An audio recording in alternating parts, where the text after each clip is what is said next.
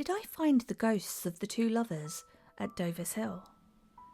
Old folk tales are stories that get passed down from generation to generation.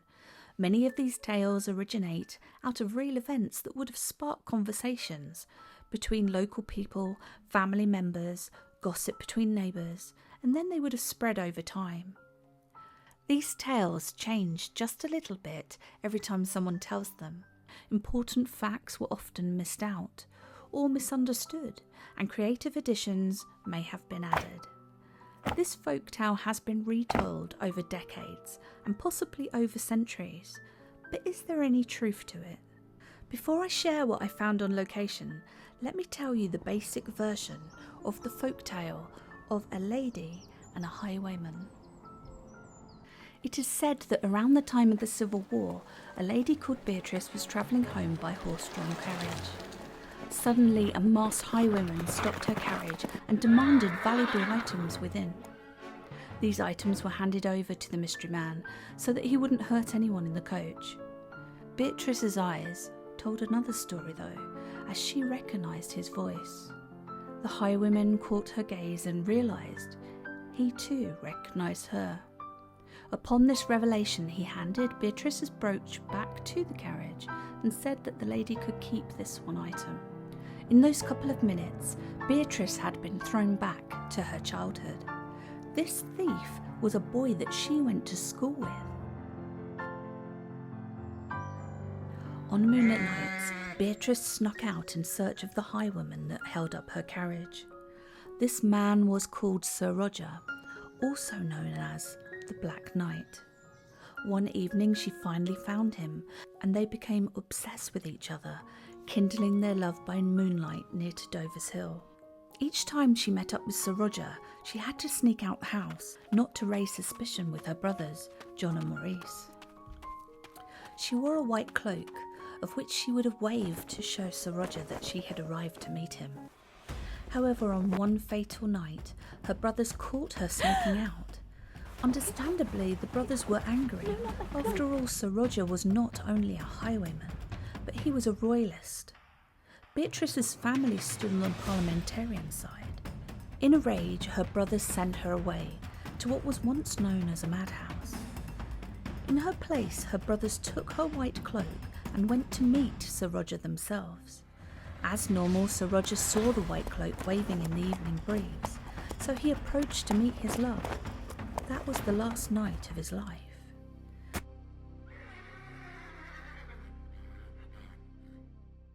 Beatrice later heard the news that her brothers had killed her lover, and she was driven to despair.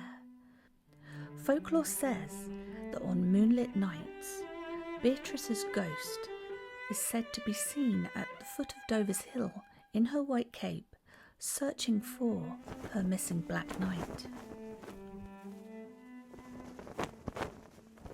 To investigate this folktale, I headed over to Dover's Hill in Gloucestershire. My first stop was to find the White Lady's Gate, which is named after Beatrice, who was said to wear a white cape. So here we are at the bottom of Dover's Hill. Well, not quite at the bottom, we're kind of midway up really, between Weston Subedge, Chipping Camden's over there, and Dover's Hill is up there. We are at the double gate. That is the base of the story for Beatrice and Roger, who would have been lovers back during the Civil War and just after. Of course, we cannot be 100% certain that this is the actual gate, as it was only recently described in 2022 as being a double gate on Great British Life's website. Older versions do not confirm this fact. The earliest story I found was in 1987 by Betty Smith, and she says that the gate had been long forgotten. So it could be the actual gate was elsewhere and potentially no longer exists. Of course, just because I couldn't find a version of this story prior to 1987, that doesn't mean it didn't exist before that date. Folk tales were often forgotten because they were just told from neighbour to neighbour, from person to person. Betty used to be a journalist and liked researching, so there are likely elements of truth in her stories. locations and other historical details would have been correct. Although the story could be true, she was also a creative person, so she would have probably added her own embellishments to make the story more engaging. Now this would have been one of the places that they would have met. So Roger would have come here, maybe on his horse, maybe on foot, and he would have stood at this gate, and he would wait for Beatrice to run up from Chipping Campden, which is over in the direction I'm showing you now. If that's where she lived, she may have lived somewhere else. This detail only comes later on in Anthony Nansen's book. If she did exist, there is nothing to suggest she didn't live elsewhere, such as Weston Subedge, as that's actually the bottom of Dover's Hill. So this is in Weston Subedge. This is the site of the old manor house. Not to be mistaken with Camden House, that burnt down in the Civil War. Can you hear it? So some accounts of the story say that they walked through the Lynch's Woods. So in the distance over there you can see Lynch's Wood, and it runs all the way over there. There's part of it in front of us here, and it is said that Roger and Beatrice would have walked those woods, would have probably kissed in the woods. I've been to these woods quite a few times over the years, and I've personally had some strange experiences there.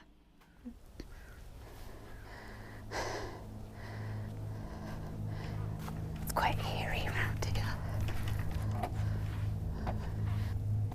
Can you hear my heart rate? Oh, this is pretty. Is it raining?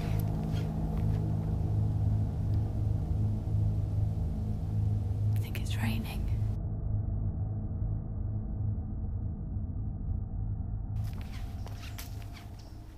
It's so quiet. You know, in films when it's really quiet, you always think something's going to happen when it's really quiet.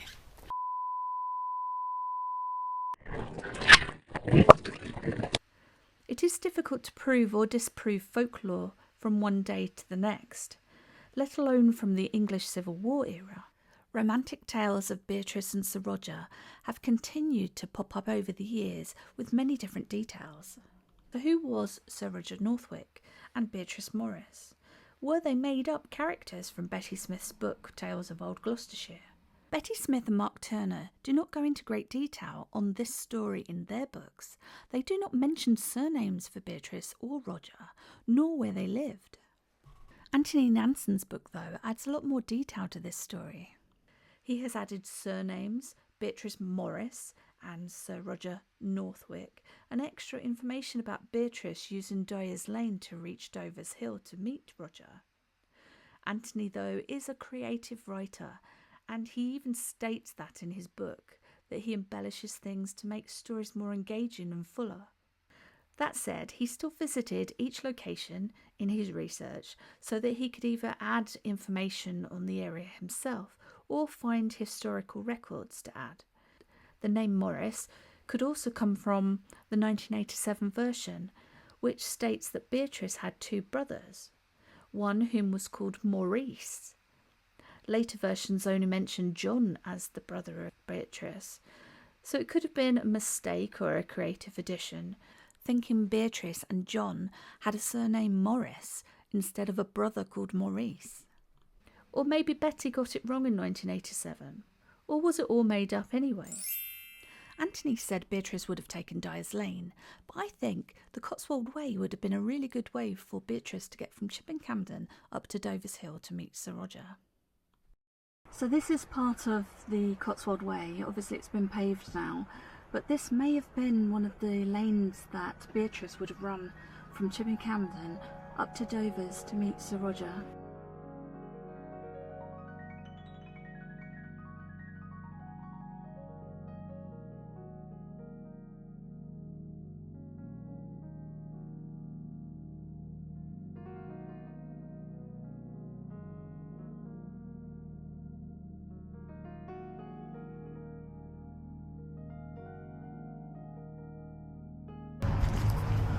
That is.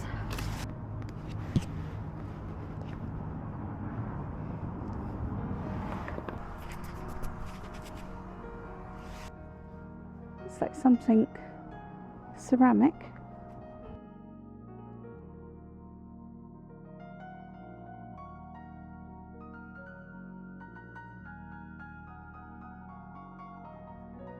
This is a nice spot. So I'm assuming I can see the Broadway Tower over there. There's a crow.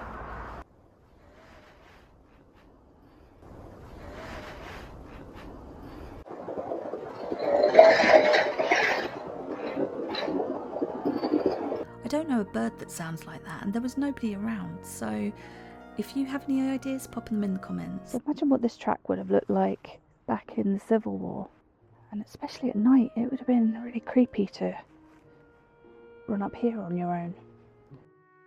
Likely the reason that the ghost of Beatrice is seen on a full moon is that it would have been easier to navigate in moonlight than a cloudy or partial moonlight night. Candles were expensive back then, and going out into the dark was highly discouraged, especially for a lady. The route from Chippen Camden would have been very dark if the moon wasn't there. In the past, they may have set curfews by ringing church bells to signal that it was time to go indoors. Can you hear the church bells? So if Beatrice had met Roger at night, she would have been against this curfew and out illegally, really.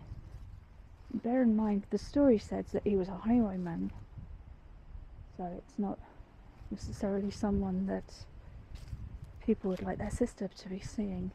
So here we are up on the top of Dover's Hill. So from this point we would definitely be able to see the gate.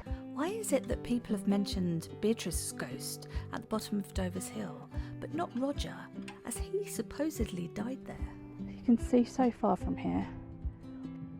So the National Trust acquired this in 1926 in memory of Benjamin Martin.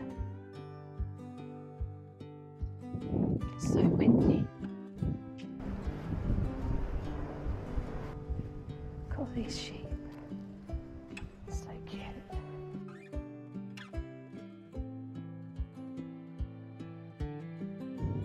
There was one left behind. Oh, another one.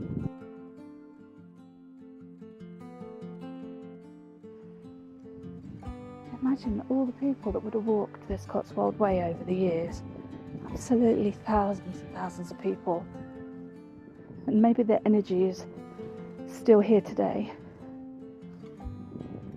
Maybe some of them are walking with me now. Okay, so we're just coming up to the trig point. Power up.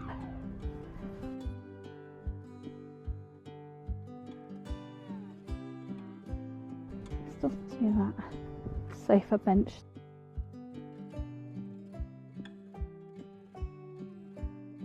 So if you look down there, that's the other part of Lynch's Wood, and that's a really eerie and strange place down there. It's so weird.